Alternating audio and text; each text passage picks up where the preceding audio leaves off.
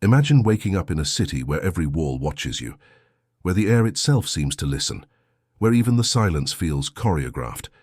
In North Korea, thought is not merely an internal act, it is a territory guarded by the state. From the moment a child learns to speak, they are taught that certain words belong to the leader, certain emotions belong to the revolution, and certain dreams must never be dreamed at all. The control begins before understanding itself, woven into lullabies, cartoons, classroom chants. You are not just born into a family, you are born into a system of thought that predates you, shapes you, and survives you. At dawn, the loudspeakers begin. They hum with patriotic songs, news of factory achievements, and the supreme leader's latest guidance. The sound is inescapable, echoing down streets, through walls, into the corners of your mind. You cannot turn them off. They are the first thing you hear every morning and the last before sleep. And in that endless repetition, something happens quietly inside the brain. Words become reflexes, emotion becomes obedience. You no longer analyze, you recite. You no longer question, you perform. This is the invisible architecture of control, the manipulation of perception.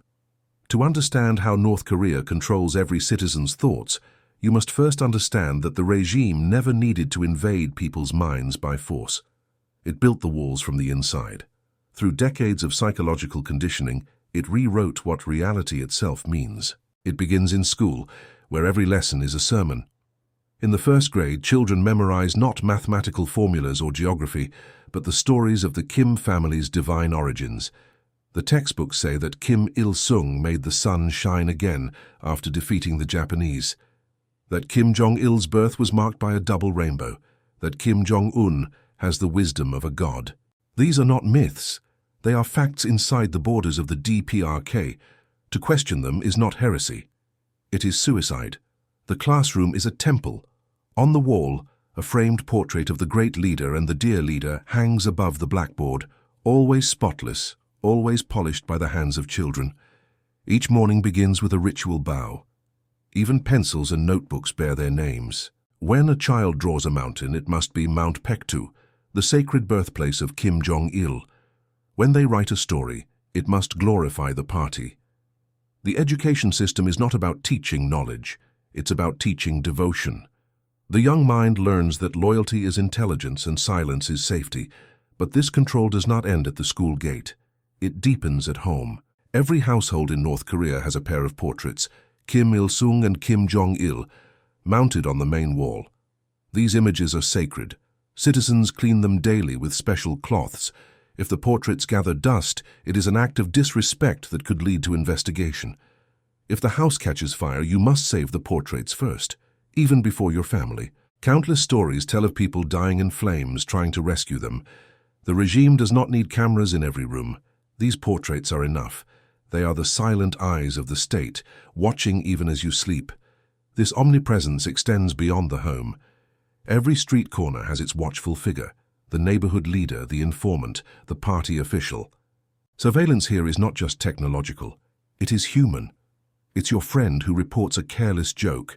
It's your neighbor who listens through the wall.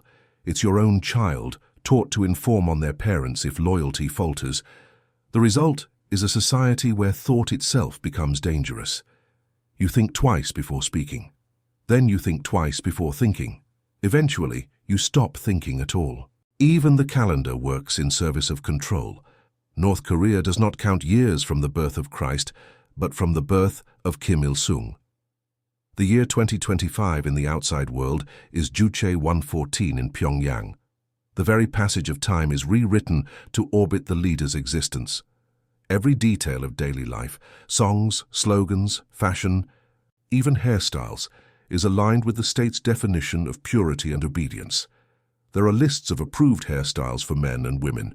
Each one is a signal of conformity, an erasure of individuality.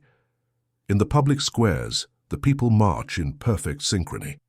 The rhythm of their steps is not just a show of unity, it's a display of submission. To march differently would be to separate yourself from the collective, to stand out in a world where standing out is the first step toward disappearance. The regime understands this better than anyone. Control of thought begins with control of body. The human body learns obedience before the mind has time to protest. Yet the most powerful tool of control is not fear, it's love. North Korea doesn't merely terrify its citizens, it teaches them to love their oppressor. Through songs and stories, through endless propaganda, the people are conditioned to see the leader not as a ruler, but as a father. The concept of the dear leader is not a political title, it's an emotional identity. To love him is to be good, to doubt him is to be evil. This emotional engineering is the regime's masterpiece. It replaces free thought with worship. The result is not a nation of slaves, but a nation of believers. Imagine growing up in such a world. You are told that the outside world is suffering, that America is poor, that South Korea is enslaved, that everywhere beyond the border is chaos. You believe it because you must. Foreign words are dangerous, foreign images forbidden. Radios are fixed to government frequencies. Internet does not exist. Even a small USB drive from China can be a death sentence if it contains South Korean dramas or Western music. And yet, these small devices circulate secretly. They are the whispers of another world, and the regime fears them more than any weapon. Because an idea, a real idea, can unravel the entire illusion. Every Friday there are criticism sessions. Families, workers, students, all must attend. Each person must confess their mistakes and criticize others. It is a ritual of self-policing. I failed to study the words of Kim Jong-un with enough sincerity. My neighbor did not show sufficient enthusiasm during the parade. These confessions keep the fear alive, but also the illusion of unity. Everyone plays their role. Everyone is both victim and enforcer. Thought control here is not imposed from above, it's performed by everyone, together, in a collective trance. Even emotions are regulated. Weddings and funerals follow strict rules of political expression. Public grief must be performed for the leader's death anniversaries. Tears are mandatory. Cameras record who cries and who doesn't. Joy, too, is scripted, especially when the leader visits. People wave, cheer, faint, collapse in tears. It is theater, but not entirely fake. After generations of indoctrination, emotion and performance merge, the people no longer know where fear ends and faith begins. To an outsider this may seem impossible, that an entire nation could be hypnotized. But inside North Korea, hypnosis is survival. The cost of doubt is annihilation, not only for oneself, but for one's entire family. Punishment here is inherited. If you commit a thought crime, say, questioning a slogan or praising a foreign country, your children and grandchildren will pay. 3 generations condemned for one forbidden thought. In this way, fear becomes hereditary. It passes through bloodlines like a genetic code, shaping the collective mind of the nation. But even in such darkness, flickers of humanity remain. In secret moments, parents whisper forbidden truths to their children. A teacher might let slip a glimpse of reality, then quickly deny it. A border guard might accept a bribe, knowing that a refugee's escape is a form of mercy. These quiet acts of rebellion are the last remnants of private thought, the faint heartbeat of individuality beneath layers of control. The state's propaganda machine, known as the Propaganda and Agitation Department, orchestrates everything the population sees, hears, and feels. Films, posters, music, news, all flow from its headquarters in Pyongyang. The goal is not just to promote ideology, but to construct an emotional reality where doubt feels impossible. When citizens watch state TV, they see the same smiling faces, the same marching soldiers, the same grain harvests announced as miracles of the leader's genius. Even when the nation starves, the news speaks of abundance. Reality bends under the weight of narrative. And yet, it is not brute lies that sustain control. It's the partial truths. People see their leader visiting flood victims, helping farmers, giving guidance. They see the devotion of others. They hear the constant message that he alone protects them from annihilation. Slowly, the mind accepts this as emotional truth, because to believe otherwise would be unbearable. In such a system, propaganda is not simply a tool of deception, it is a form of psychological anesthesia. Religion, too, has been re-engineered. The Kim family has become divine. Their birthdays are holy days, their monuments are shrines. People bow before bronze statues as if before gods. Pilgrimages to revolutionary sites replace spiritual journeys. The Juche ideology, the belief in self-reliance, is the state's scripture, and the Kim dynasty its trinity. The nation itself has become a church, and the leader its eternal deity. Thought control here transcends politics. It is theology. In Pyongyang, even architecture serves as propaganda. The grand avenues, the endless murals, the perfect symmetry, all designed to dwarf the individual. The capital is a stage, and every citizen an actor in a performance of power. Buildings are painted and polished not for function, but for illusion. The moment foreign visitors arrive, they see only what the regime wants them to see: clean streets, disciplined citizens, smiling guides. Behind that facade, entire districts are hidden from view, barred by checkpoints. The contrast between image and reality is the regime's greatest weapon.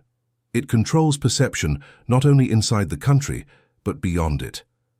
The psychological grip is total. When a North Korean says, "We are the happiest people in the world," it is not always a lie. It is a protective reflex. To survive, the mind must believe what the mouth says. In that sense, belief itself becomes a survival mechanism. Thought control, then, is not merely oppression, it is adaptation. The people internalize the system because resistance would mean collapse. To think freely would be to fall apart. But here lies the most haunting truth. The regime's success in controlling thought is not built only on fear, but on isolation. The border is more than physical, it is cognitive. With no access to the outside world, there is no contrast, no comparison, no alternative reality to measure against. In that vacuum, propaganda becomes truth by default. It's not that the people cannot think, it's that they have been deprived of the raw material to think differently. As night falls, the loudspeakers fade, and Pyongyang descends into a rare silence. Power outages leave the city dark, save for the glowing portraits of the Kims, illuminated by battery lamps. The silence is heavy, but even in the dark, the presence of the regime lingers. Thought has no refuge, not even in dreams, because even dreams, they say, belong to the leader. Morning in Pyongyang begins not with choice, but with command. The voice of the state spills through the loudspeakers long before sunrise, its rhythm steady, its message familiar. Work harder for the glory of the Republic. Study the teachings of our respected Marshal. The people rise not to alarm clocks, but to ideology. The sound is ritual, a metronome of obedience. It shapes the city's pulse, regulating both the body and the mind. For the North Korean citizen, the day is not owned by them. It belongs to the regime. And in this subtle theft of time begins the theft of thought itself. The architecture of control in North Korea is invisible yet omnipresent. It does not rely solely on soldiers or fences, but on a network of systems meticulously designed to occupy the inner landscape of every human being. One such system is the Inminban, the neighborhood watch units. Every citizen belongs to one. Every block, every building, every cluster of houses is supervised by an Inminban leader, usually an older woman loyal to the party. She monitors attendance at meetings, checks for portraits of the Kims in every home, records who visits whom, and who whispers too much. The Inminban is not merely administrative, it is psychological. It transforms the community into an instrument of surveillance. When your neighbor's loyalty determines your safety, suspicion replaces trust. This is the heart of the regime's genius. It makes fear communal. No one needs to be arrested to feel watched. The eyes are everywhere. Your classmates, co-workers, even family. There is a saying whispered among defectors. In North Korea, walls have ears and the ears have loyalty cards. This omnipresence blurs the line between government and society until they become the same thing. The state ceases to be a distant power. It becomes the fabric of daily life. At the center of this vast control apparatus stands one institution, the Workers' Party of Korea. Every aspect of existence flows from it. Career advancement, education, food rations all depend on political devotion. The party does not simply manage the nation's bureaucracy, it engineers its psychology. Ideological study sessions are mandatory for all citizens. At these meetings, held weekly or even daily, workers read from the writings of Kim Il-sung, Kim Jong-il, and Kim Jong-un. They discuss their moral failings and recite revolutionary slogans. The goal is not comprehension, but immersion. The repetition ingrains submission deep into the neural pathways of millions. Propaganda in North Korea is not entertainment, it's oxygen. The walls are covered in murals of smiling workers, radiant soldiers, benevolent leaders. In these images, every citizen's life has purpose, and every purpose leads to the leader. It's a visual language of perfection, designed to erase the existence of imperfection. When people see only glory, they stop expecting anything else. The bright colors of propaganda posters mask the gray reality of hunger and scarcity. The regime knows this contrast well. It paints the fantasy so vividly that even suffering begins to look patriotic. Inside the state-run media, journalists are not reporters but priests. Their job is to sanctify the narrative. Newspapers announce the supreme leader's daily activities, his visits to farms, factories, construction sites. Every article follows a rhythm of praise. There is no dissent, no accident, no randomness. Even natural disasters are rewritten as tests of loyalty or as evidence of the leader's compassion. When a typhoon strikes, the news says the leader sent guidance to the victims. When crops fail, it's because of hostile forces trying to weaken the nation. The logic is circular, self-sealing, and absolute. Control of thought also operates through language. The Korean spoken in the north is subtly different from that in the south. Certain words have vanished, others have been invented. The word freedom, for instance, has no equivalent in official vocabulary. It exists only as hostile freedom, associated with chaos and American corruption. The regime rewrote language to reshape possibility itself, because when a word disappears, so does the thought it represents. This linguistic isolation deepens the national isolation, turning even speech into a fortress. Every citizen learns the art of doublethink. On the surface, they repeat what they must: loyalty, gratitude, devotion. But inside, a second self whispers the forbidden. A mother who teaches her child that Kim Jong-un provides food may secretly wonder why the child still starves. A soldier who salutes the flag may wonder what lies beyond the mountains. Yet these questions remain unspoken, buried beneath layers of fear and habit. The internal conflict is not visible, but it corrodes slowly, shaping a psychology of silent despair. The regime sustains itself not only through indoctrination, but through ritual humiliation. Weekly criticism sessions are not optional. Workers gather in groups, sitting in circles, forced to confess their ideological mistakes. I failed to memorize the respected marshal's speech correctly. I did not display enough revolutionary spirit during work. These confessions are followed by public rebuke. Even children endure these sessions at school. The process breaks down ego and individuality. It teaches the mind to self-police before the state needs to intervene. It transforms shame into loyalty. But perhaps the most devastating mechanism is the system of guilt by association, known as Yeonjwajae. It ensures that punishment extends across generations. If one person is accused of political disloyalty, their parents, children, and sometimes grandchildren are condemned alongside them. Entire families vanish into the network of prison camps. The logic is psychological perfection. To even think of rebellion is to endanger those you love. This turns affection into a weapon. The people are bound by fear of losing one another, and so they submit. Inside the camps, thought control takes on its purest form. Inmates are taught that their suffering is righteous punishment for ideological impurity. They sing songs of loyalty, even as they starve. Guards lecture them on the mercy of the party while beating them. Children born inside these camps never know another reality. For them, obedience is not survival. It is identity. When defectors describe their first moments outside, they often say the same thing. The hardest part was learning how to think freely again. Meanwhile, in Pyongyang, a different kind of control prevails, one built on privilege. The city is carefully curated, inhabited by the most loyal citizens. Here, the illusion of prosperity thrives. Supermarkets filled with imported goods exist for show, reserved for elites and foreigners. Citizens are selected to live in Pyongyang as a reward for ideological purity. Access to the capital is not a right, it's a political honor. The result is a social hierarchy built on faith.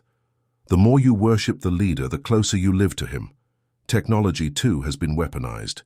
The North Korean intranet, known as Kwangmyong, connects citizens to a sealed network of state-approved websites. It mimics the structure of the global internet, but offers only propaganda, academic materials, and censored news. Computers sold to the public come with built-in surveillance tools. Smartphones are restricted to government software, unable to access the global web. The illusion of connectivity masks the reality of isolation. Even digital life serves the same purpose as the loudspeakers, to keep the mind occupied with loyalty. Children's programming plays a critical role.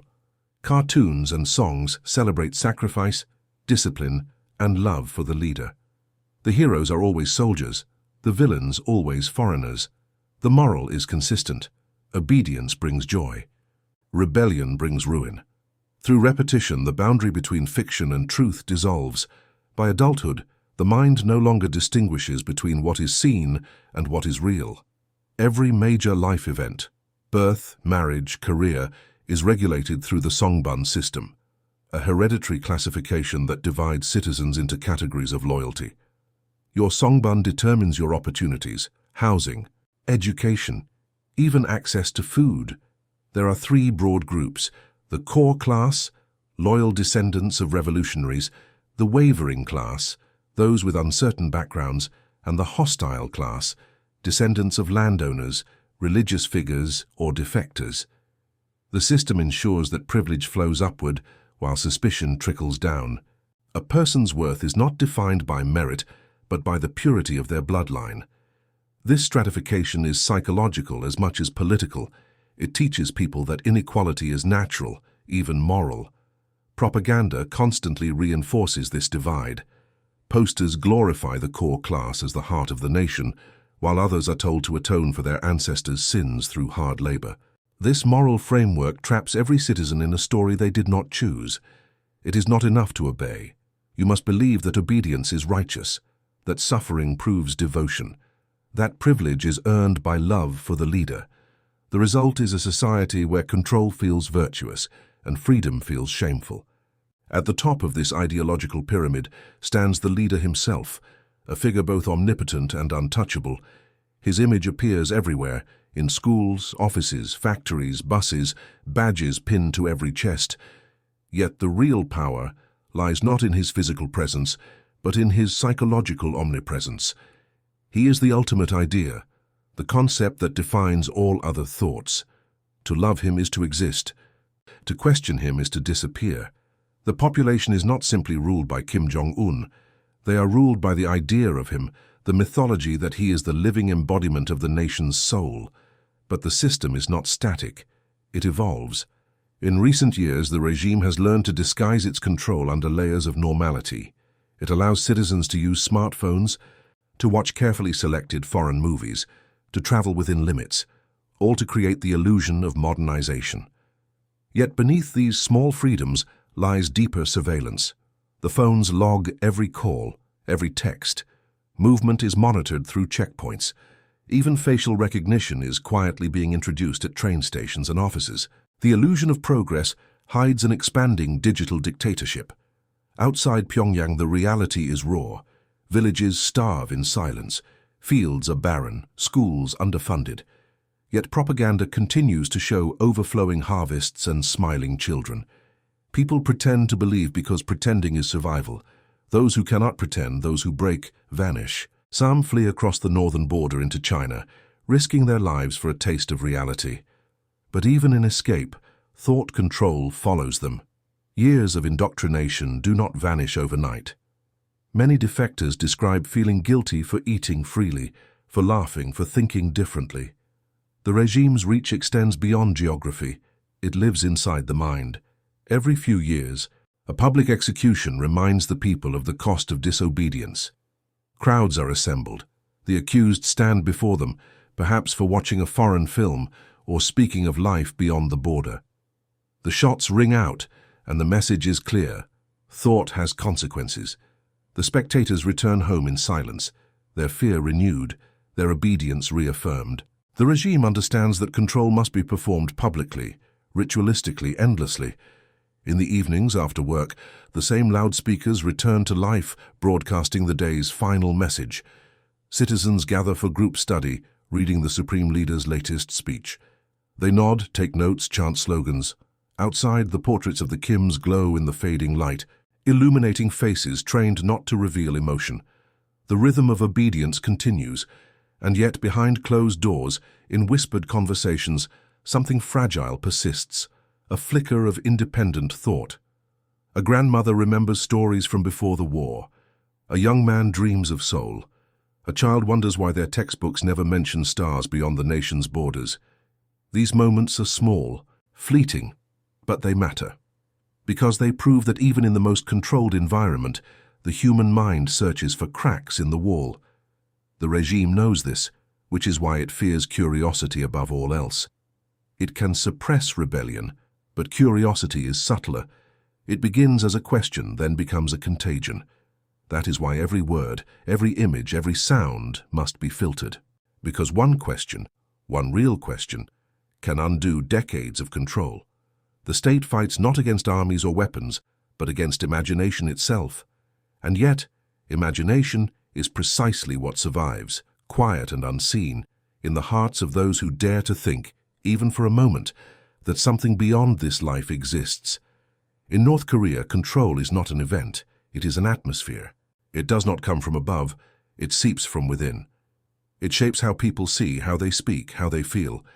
It is the slow replacement of reality with performance until no one remembers what truth felt like. And in that transformation lies the regime's greatest achievement. Not the silencing of thought, but the remaking of thought into devotion. There comes a moment when fear is no longer external. It becomes internalized like a second heartbeat. In North Korea, this transformation is complete. By the time a citizen reaches adulthood, the regime no longer needs to tell them what to think. The voice of authority has already taken root inside their mind, whispering in their own thoughts. The state has become a presence within, inseparable from the self. Imagine a child in a countryside village, barefoot, standing in front of a crumbling classroom. The teacher writes on a chalkboard that reads, "Our marshal is the sun." The child repeats it again and again until the words lose meaning and become melody. By the time this child grows older, they will have heard this phrase thousands of times. They will have sung it, written it, and bowed to it. The words will cease to be metaphor. The marshal will become the sun, the source of light, of life, of everything. That is the alchemy of indoctrination. It transforms language into reality, devotion into identity. In this phase of control, the regime no longer enforces belief through direct violence. It enforces it through architecture, hunger, and memory. The landscape itself becomes an instrument of domination. Giant statues rise from the ground like gods carved from bronze. They are taller than apartment buildings, visible from miles away.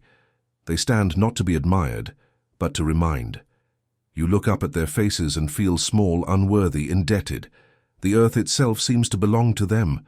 When night falls, the cities grow dark.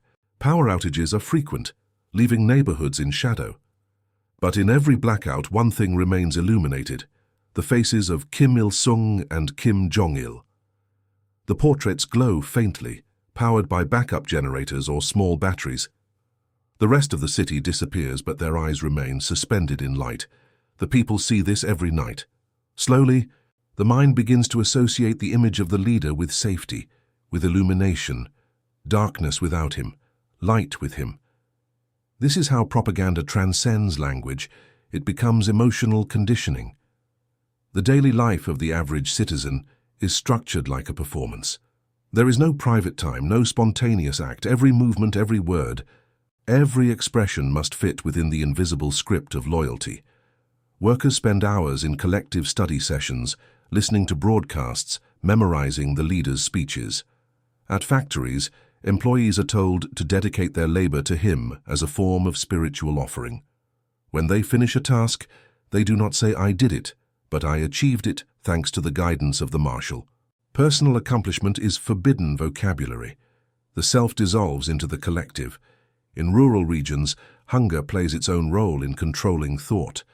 During the Great Famine of the 1990s, the arduous march, millions starved. But even in death, propaganda persisted. The people were told that starvation was a test of loyalty, that enduring hunger proved faith. When someone died, it was said they gave their life for the revolution. Parents told their children to stay strong, to keep faith, because their suffering was noble. When a regime can convince you that your pain is sacred, resistance becomes morally impossible. Inside the labor camps, the dissent is absolute. There are no speeches here, no parades, no smiling portraits, just silence, cold, and the constant ache of hunger. Prisoners are stripped not only of freedom but of language. They are forbidden from speaking except when spoken to. They dig in the frozen ground, building roads that lead nowhere. They sleep on wooden floors beside rats. If they dream of rice. The guards tell them they are not human and that they are dust. Over time, they begin to believe it. Thought control here is not psychological, it's existential. To survive, the mind learns to shut down its own rebellion. Defectors often describe the moment they first realized they were prisoners, not citizens. It rarely comes through violence, it comes through silence. One woman recalls sitting by a river watching a bird fly over the border into China. The bird was free, she said, and I was not. That single image, a bird crossing a line invisible to the eye, shattered years of conditioning. But for most, such realization never arrives. The walls of belief are higher than any border fence. Religion, in the traditional sense, is banned. But the regime fills that void with something far more potent. A political religion that replaces God with the Kim family. There are hymns, rituals, commandments. The 10 principles for the establishment of the one ideology system serve as the scripture. Every North Korean must memorize them. They declare that one must make absolute the authority of the great leader, that the entire society must be bound by a single ideology. These principles are not suggestions, they are commandments carved into consciousness. Each morning, millions recite them in unison, their voices merging into one. In that soundless conformity, individuality evaporates. In Pyongyang, the illusion of paradise persists. Children in neat uniforms march to school, clutching red flowers. Streets are swept clean. Banners flutter with slogans of triumph. Yet even here, fear breathes beneath the surface. An incorrect facial expression during a parade can be reported. A failed smile during the leader's visit can end a career. The higher you rise, the greater the fear. Those closest to power are often the most controlled. They live surrounded by privilege, yet imprisoned by scrutiny. And still there are cracks, there are markets, jangmadang, that operate semi-legally, run mostly by women. After the famine, when state distribution collapsed, the people began to trade secretly. Rice, clothes, small electronics, even banned videos. These markets became lifelines and quiet schools of thought. Because to trade is to think independently, to negotiate, to decide, to desire, all are acts of autonomy. For the first time in decades, citizens began to make choices based not on ideology, but on survival. The regime tolerated this reluctantly because control without food is impossible, but it watched carefully. The State Security Department infiltrated markets, posing as traders, listening for whispers. Thought control adapts. It learns to hide behind the illusion of tolerance. Then there are the border smugglers, the silent couriers of forbidden knowledge. They carry USB drives from China containing South Korean dramas, documentaries, and music. In villages far from Pyongyang, small groups gather at night, closing windows, covering lights, to watch a different world flicker on cheap screens. For many, it's their first glimpse of color television, of people laughing freely, of food without ration cards. Some cry, others laugh. Some sit in silence, realizing for the first time that everything they were told about the outside world was a lie. These moments are small revolutions, but they are dangerous, for watching a single foreign movie can mean years in a labor camp. And yet, despite the risk, the hunger for truth spreads. The regime knows this and responds with new tactics, It launches ideological crackdowns, sending youth brigades to villages to search for contraband media. It intensifies loyalty campaigns, declaring thought purification months. People are ordered to study the leader's words for hours, to purge impure influences. The irony is cruel. To protect the purity of thought, the regime must constantly remind people what not to think. Psychologically, this cycle creates a nation caught between fear and fatigue. Fear keeps people silent. Fatigue keeps them compliant. Over time, emotional numbness becomes the default state. Defectors describe this numbness as a kind of death that precedes physical death, the death of feeling. You stop caring, one man said. You stop dreaming. You stop even missing freedom. It is the ultimate victory of the regime, the conquest of inner life. And yet something stubborn remains. Mothers still hum lullabies that are not state-approved. Lovers still whisper under curfews. Children still draw pictures of mountains and rivers, not statues. These acts are small, but they are proof that human nature resists complete ownership. The mind, even when chained, still seeks escape. Thought control, no matter how sophisticated, can never fully erase the instinct to question. It can bury it, starve it, terrify it, but not destroy it.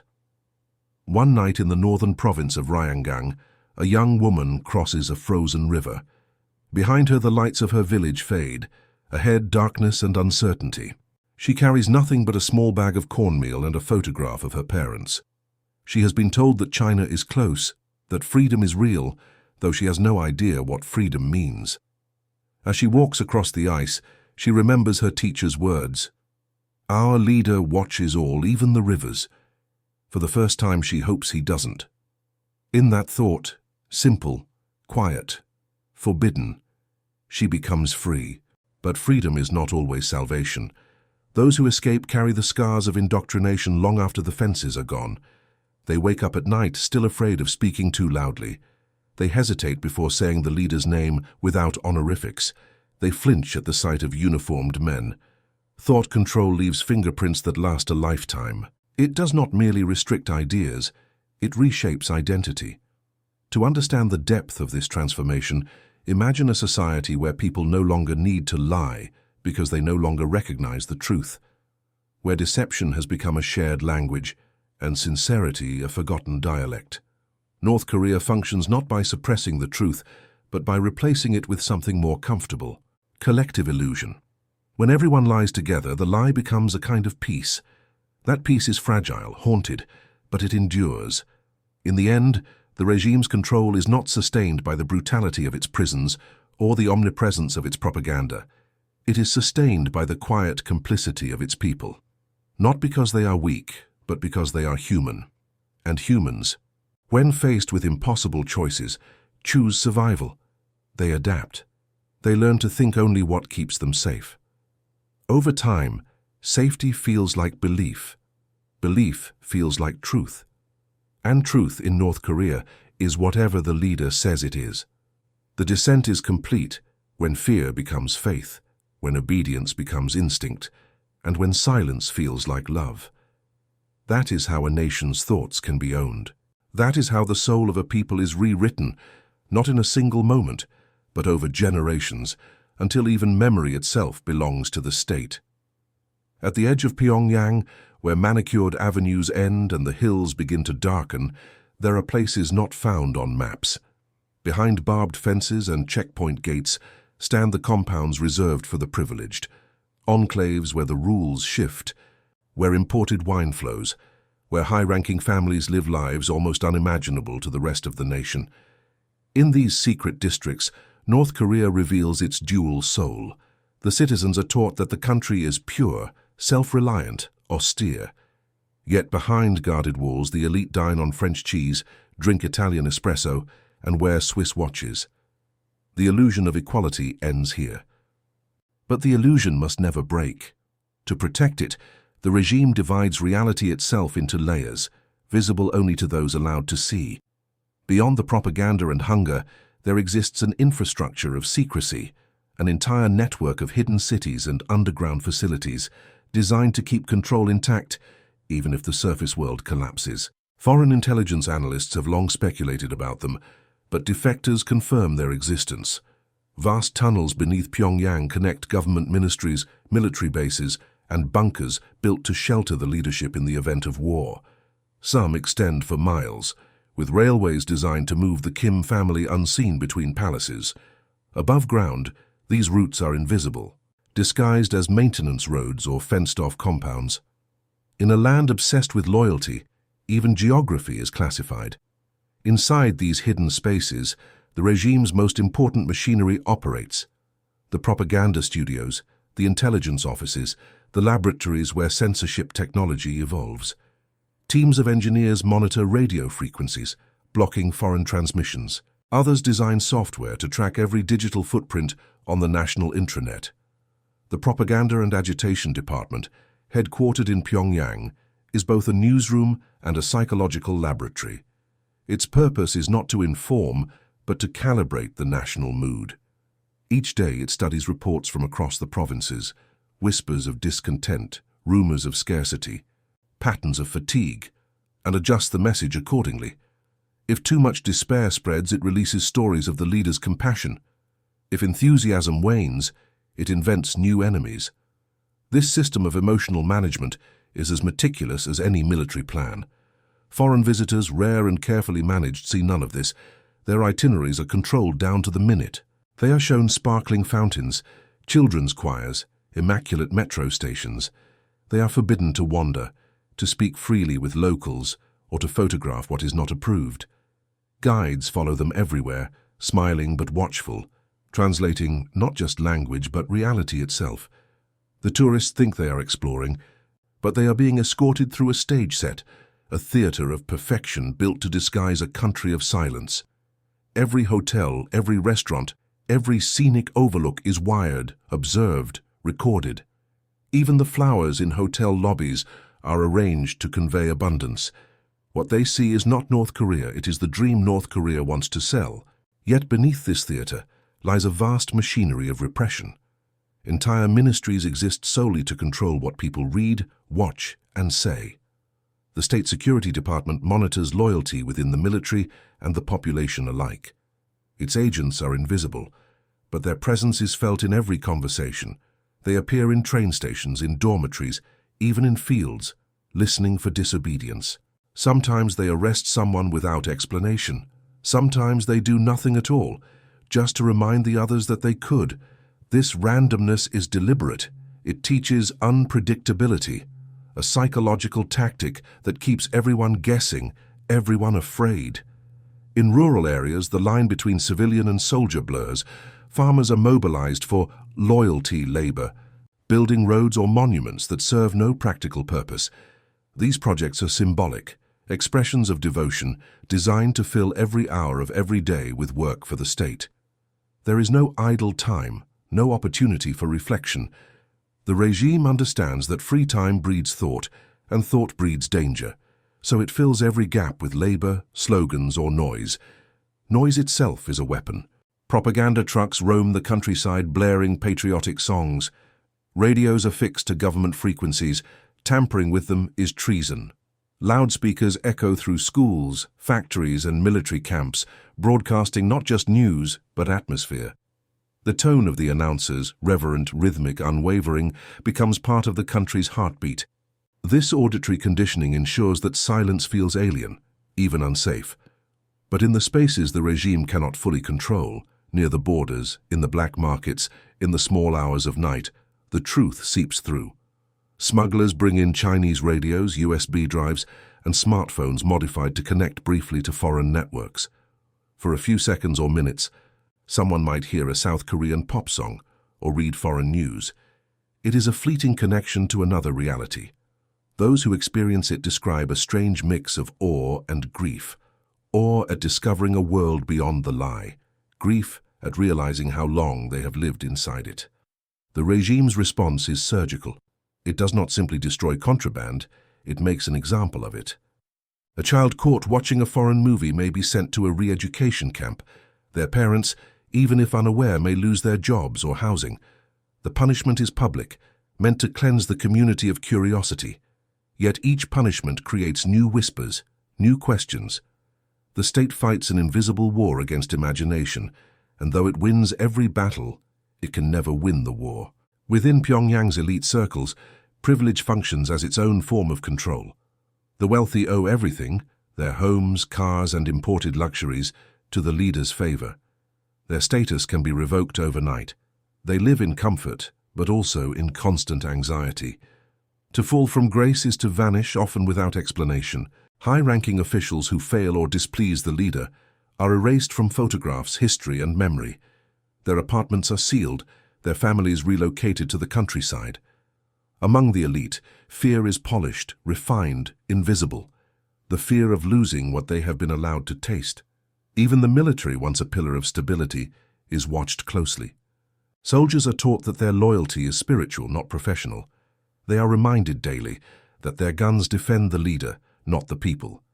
The regime's internal security forces, the Korean People's Army Security Bureau, monitor soldiers for disloyalty, ensuring that no unit grows powerful enough to threaten the center.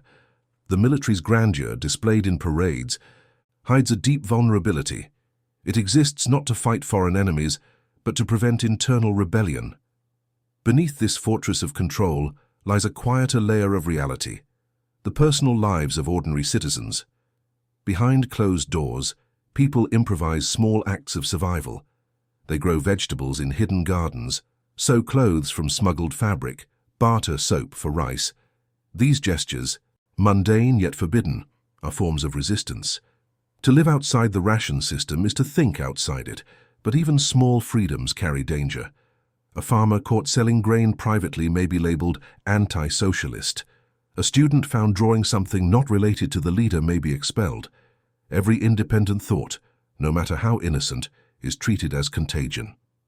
In the border provinces, where China lies just across the river, the illusion of total control falters. Here, citizens glimpse distant lights at night, villages, cars, electric signs.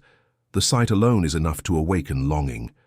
For those who have never left, those lights are symbols of another universe. They prove that the state's story, that the outside world is in ruins, cannot be entirely true. Some risk everything to cross the river, trading fear for uncertainty. Many are caught, some disappear, but a few make it. Their stories, smuggled back through whispered rumors, become legends, evidence that freedom is not just a foreign word, but a living possibility. The regime fights back with new myths. It tells its people that defectors are miserable, that they beg in foreign streets, that they die regretting their betrayal. It releases staged confessions on state television, showing defectors repenting for believing lies. The purpose is not persuasion, but exhaustion, to flood the mind with so many contradictions that thinking becomes unbearable. In this confusion, obedience once again feels like clarity. Meanwhile, the regime's reach extends far beyond its borders. North Korean embassies around the world double as financial engines, funneling money back to Pyongyang through illicit means, counterfeit currency, weapons sales, cyber attacks. The proceeds maintain the luxury of the elite and the continuity of the surveillance state. Even abroad, defectors are hunted, threatened, and sometimes kidnapped. The message is clear. There is no outside. The regime exists wherever fear exists, and yet even fear has limits. Each new generation is subtly different from the last. Younger North Koreans, born after the famine, have grown up seeing glimpses of the outside world through smuggled media. They are less convinced by the myths, more curious about what lies beyond. The state knows this. It adapts its propaganda to appear modern, youthful, relatable. Kim Jong-un smiles more than his predecessors. He poses with children, rides horses, visits amusement parks. The image is crafted carefully, a father figure, modern yet divine. But the message remains unchanged. Devotion is survival. Deep beneath all this spectacle lies something that cannot be televised, the quiet dissonance of millions of minds aware that their world is not complete.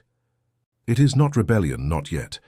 It is a collective unease, a sense that the story is missing pages.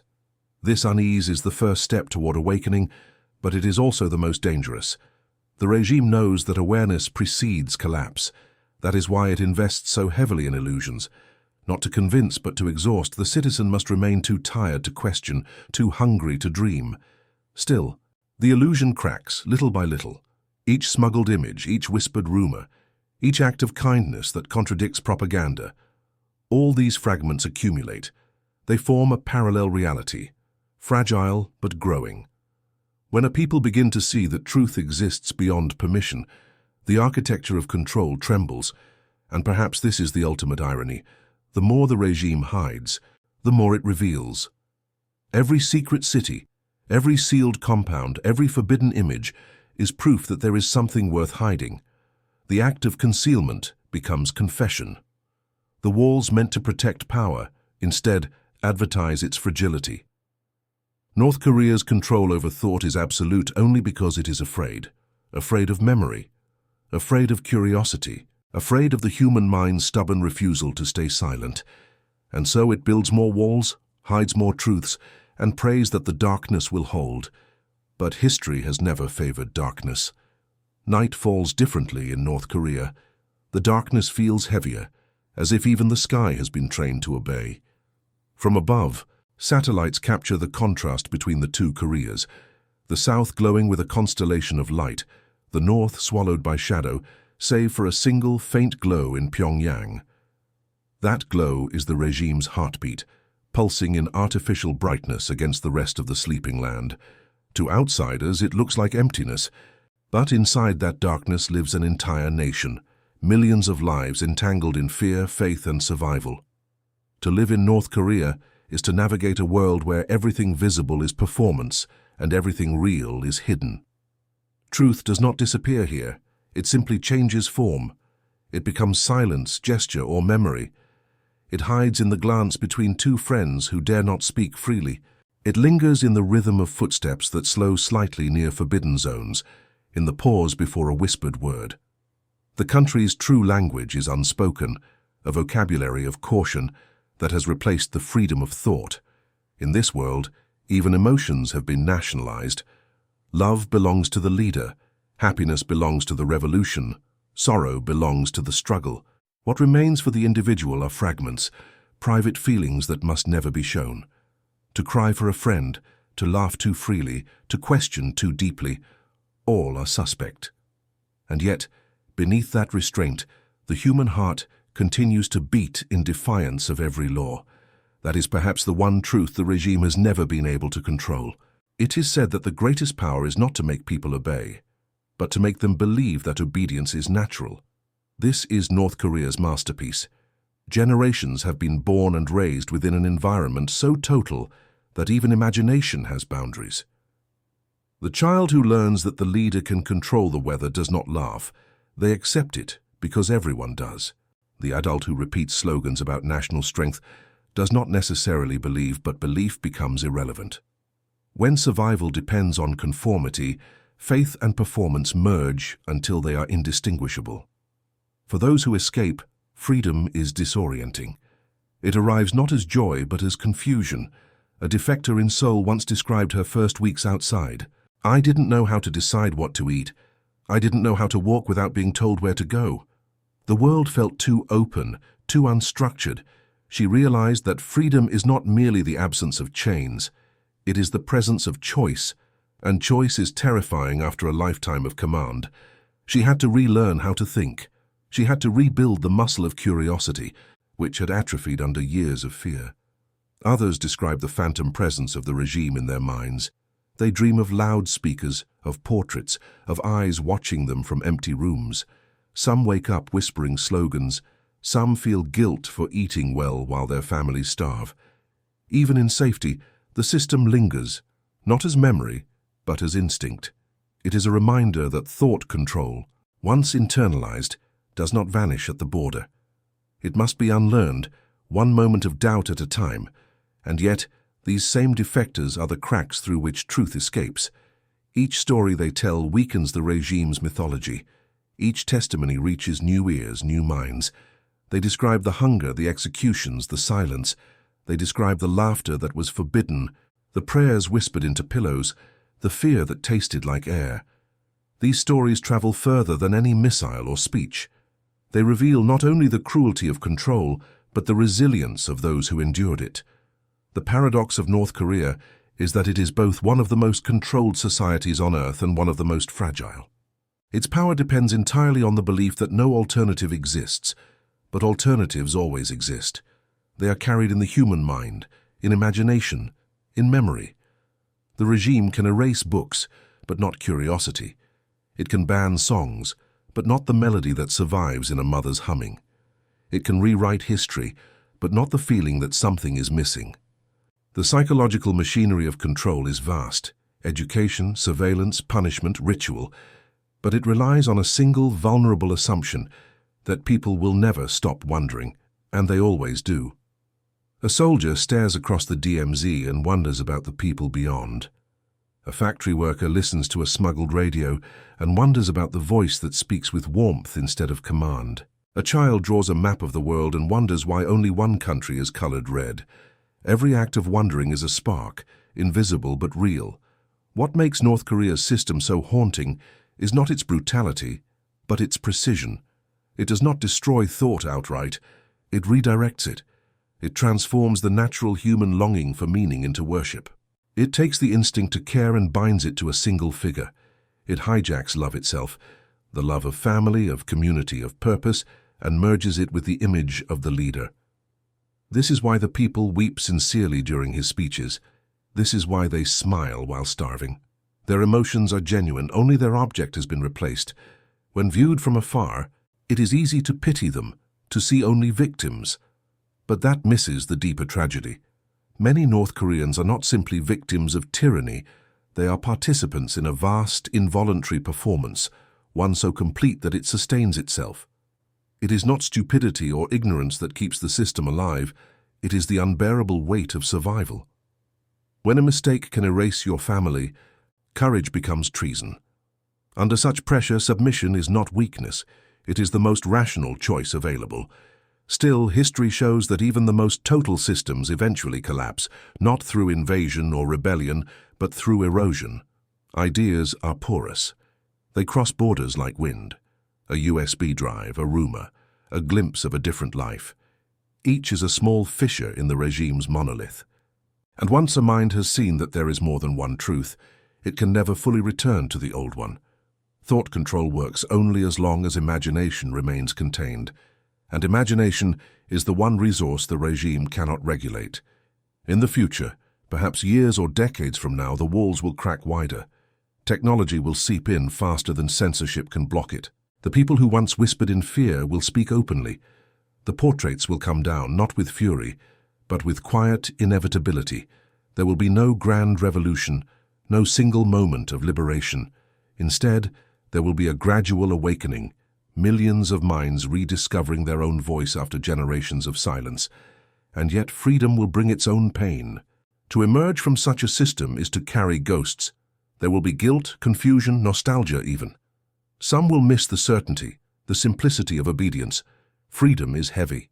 It demands the very thing they were taught to suppress, choice. But within that struggle lies redemption, because to think freely, even in confusion, is to reclaim what was most human all along. For now, though, the regime endures. The loudspeakers still hum at dawn. The portraits still glow at night. Children still recite the same lessons their parents once did. The illusion holds, but only just.